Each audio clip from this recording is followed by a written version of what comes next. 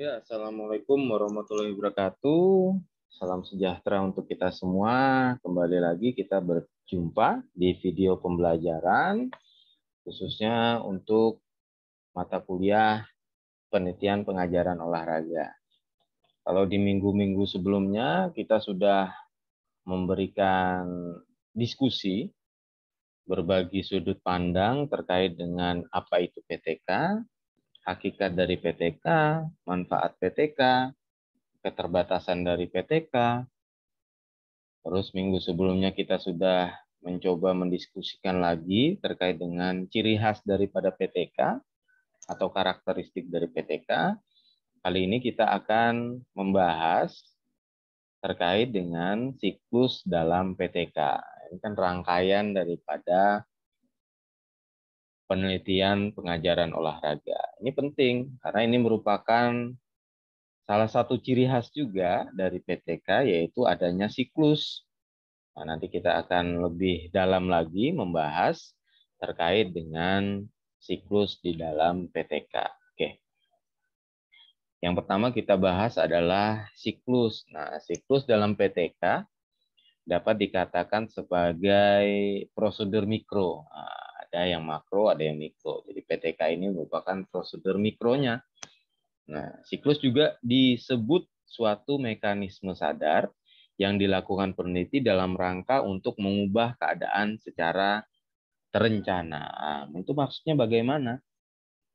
Nah, coba kita ibaratkan saja seperti keinginan kita untuk melarutkan gula misalnya di teh atau di kopi. Ya, sering tuh. Nah, untuk melarutkan gula dan menjadikan teh atau kopi itu berasa manisnya, maka ada keharusan bagi kita untuk mengaduknya itu. Nah, secara sadar kita mengaduknya dengan menggunakan sendok. Nah, banyaknya adukan dan juga kecepatan pengadukan akan memberikan efek yang berbeda atas proses pelarutan gula. Kalau kita cepat ya cepat juga dia larutnya. Kalau kita lama juga membutuhkan waktu yang lama. Nah, proses perputaran itu kita ibaratkan seperti siklus. Nah, jadi dari titik awal kembali lagi ke titik awal, itu yang namanya siklus perputaran. Mekanismenya sudah jelas. Nah, terus juga siklus ini dalam contoh yang tadi sudah saya sebutkan, didesain dengan volume tertentu. Nah, tapi juga tidak dapat dipatok satuan waktunya. Sebagaimana dalam penentuan durasi untuk penelitian-penelitian dalam eksperimen. Ya kan? Kalau penelitian eksperimen itu, kalau di olahraga juga ada frekuensinya. Misalnya 3 kali dalam seminggu dia melaksanakan latihan. Treatment-treatmentnya 3 kali dalam seminggu. Durasinya ada 3 bulan. Nah, kalau di PTK tidak. Tidak bisa ditentukan waktunya seberapa lama. Karena ini proses pembelajaran. Karena kita berangkat daripada RPP. Nah, itu harus jelas tuh. Misalnya materinya tentang ini, ya tidak bisa itu 3 bulan itu terus kan. Materi kan terus berlanjut ya. Tidak bisa materinya stuck di situ saja. Sehingga nanti malah gara-gara melaksanakan PTK malah tidak tercapai materi-materi yang lain. Kan sayang sekali. Tujuan utamanya kan mengajar dan mendidik. PTK adalah memperbaiki dari hasil proses pembelajaran. Oke. Selanjutnya adalah terkait dengan siklus PTK. Nah, ini yang terpenting ini. Yang pertama adalah tahap daripada perencanaan. Nah, ini. Kalau perencanaan kan berarti sebuah langkah awal yang telah dipilih untuk memperbaiki keadaan.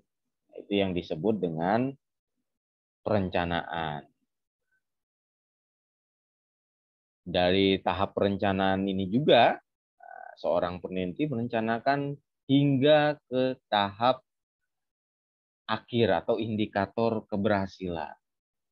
Jadi sudah dipersiapkan tuh, mulai dari RPP-nya, materinya apa, berapa waktunya, menjelaskan tentang apa. Pokoknya yang sangkut pautnya terhadap rencana pembelajaran itu harus disiapkan hingga indikator keberhasilan.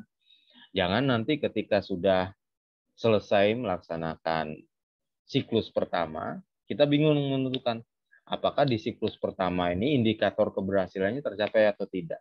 Itu masuknya di tahap perencanaan. Harus ada kesepakatan ke kolaborator atau kolaborasi dengan rekan teman sejawat yang memang ditugaskan untuk mengamati prosesnya kita. Nanti ibarat kata kita sudah sepakati bahwasanya di siklus pertama target kita adalah 60% kenaikannya misalnya. Ternyata targetnya terlampaui. Oh, berarti cocok nih. Berarti pembelajaran kali ini cukup berhasil karena kita sudah mempersiapkannya dengan matang. Bisa tidak siklus PTK ini dilaksanakan hanya sekali saja dalam sebuah penelitian? Ya bisa saja, tapi jarang dilakukan. Bisa saja itu maksudnya adalah ketika hasilnya itu 100%. Nah, ini yang jadi bingung nih. Apakah di dalam prosesnya nanti hasilnya peningkatannya itu terlampau hingga sampai 100%. Kalau 100% kan berarti sudah betul itu. Berarti dalam prosesnya, dalam tindakannya, hasilnya sudah terlihat. Sudah betul-betul ada membuahkan hasil yang baik dalam proses pembelajaran. Tapi jarang sekali yang bisa mencapai hingga 100%. Makanya dibutuhkan minimal 2 kali siklus untuk melaksanakan sebuah penelitian tindakan kelas. Selanjutnya ada tindakan. Tadi setelah kita merencanakan, semuanya kita rencanakan, mulai dari checklist-checklistnya agar lebih mudah rekan sejawat kita atau kolaborator kita menilai kita, mengamati kita. Dan juga dalam tahap tindakan ini, segala sesuatu yang sudah direncanakan harus dilaksanakan. Jangan nanti sudah direncanakan malah di luar daripada perencanaan. Kan tidak sesuai itu. Hasilnya juga pasti tidak bisa terlihat. Karena tindakan itu harus sesuai dengan apa yang kita rencanakan. Harus jelas. Makanya di tahap perencanaan itu harus matang. Tahap tindakan kan tahap implementasi itu dari rencana yang memang betul-betul kita buat. Selanjutnya adalah observasi atau tahap mengamati kejadian yang ada pada saat melaksanakan tindakan. Sudah direncanakan, sudah diimplementasikan dari rencana tersebut. Selanjutnya, ketika kita mengimplementasikan, kita melaksanakan sebuah penelitian tindakan kelas, selanjutnya kita diobservasi itu, diamati itu. Kita mengamati siswanya, apakah ada perbedaan dari segi sikap ataupun segi partisipasinya dalam pembelajaran, ataupun kita juga diamati. Jangan nanti di luar daripada tahap perencanaan. Misal materinya terkait dengan permainan bola besar misalnya. Ternyata pada saat kita melaksanakan PTK, materi yang sedang kita ajar ini terkait dengan renang. Nah, itu kan jauh daripada konteks.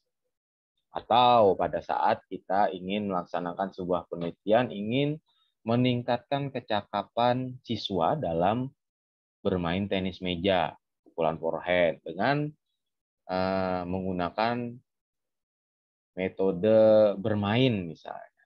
Nah, itu kan bisa tuh. Ternyata karena meja tenis mejanya kita tidak mempunyai, kita alihkan tuh menjadi permainan bulu tangkis. Oh, enggak bisa. Sesuai harus dengan perencanaan. Tindakan sesuai dengan perencanaan, tindakan yang kita lakukan juga harus diamati. Itulah dalam tahap observasi. Selanjutnya ada refleksi. Nah, itu tadi yang sudah berulang kali kita bahas, tahap perenungan dan juga evaluasi. Nah, di sini data-data yang kita peroleh dilihat lagi, dianalisis lagi, apakah terjadi peningkatan atau memang stuck di situ saja atau malah menjadi penurunan. Nah, ini yang di tahap ini yang paling penting. Selanjutnya setelah melaksanakan tahap refleksi, ya dikembalikan lagi ke tahap perencanaan. Apabila memang tingkat keberhasilannya masih dirasa kurang, maka dilaksanakan siklus yang kedua. Mulai lagi tuh. direncanakan lagi, semuanya direncanakan, mulai dari RPP, prosesnya bagaimana, lembar-lembar observasinya juga direncanakan, juga menghubungi kolaborator juga, kesepakatan apakah ini nanti hasilnya bisa diperoleh secara maksimal. Nah itu pokoknya berputar, sama seperti contoh tadi mengaduk gula, perputaran, kembali lagi ke titik awal, yaitu perencanaan. Dilakukan tindakan, observasi, dan refleksi. Pak, bagaimana kalau di dalam siklus kedua kita juga belum mendapatkan hasil, misalnya, belum mencapai hasil? Ya lanjutkan lagi siklus ketiga. Tapi saya rasa kalau siklus kedua sudah mendapatkan hasil sudah cukup. Tapi kalau mau ditambah siklus ketiga boleh juga. Tapi kan materinya juga berlanjutnya. Nanti materi-materi yang lain tidak sempat untuk dilaksanakan. Itu kan sayang sekali. Oke. Terima kasih. Nah, itu materi terkait dengan siklus di dalam PTK. Tidak ada tugas hari ini. Nah, tetap jaga kesehatan, selamat menjalankan aktivitasnya kembali. Kita bertemu di video pembelajaran selanjutnya. Terima kasih. Assalamualaikum warahmatullahi wabarakatuh.